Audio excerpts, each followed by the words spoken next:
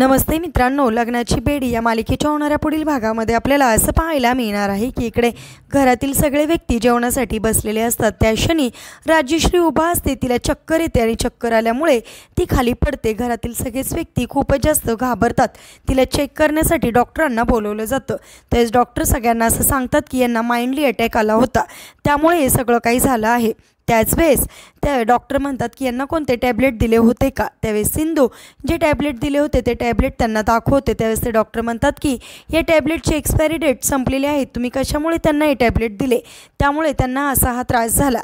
त्या क्षणी इकडे मधूची आई असं म्हणते की सगळं काही सिंधूमुळे झालं आहे, तू राघव कसं काय सहन करू शकतो, याच्या जागेवर जर मी असते नेला धक्के मारून घराच्या बाहेर हकलून दिली असते। आणि हे सगळं काही ऐकून इकडे सिंधूला फारच जास्त वाईट वाटत असते। आणि त्याच क्षणी सिंधूला एक फोन येतो। सिंधू फोनवर बोलायला लागते आणि सिंधूच्या डोळ्यातून अचानक पाणी व्हायला लागतं।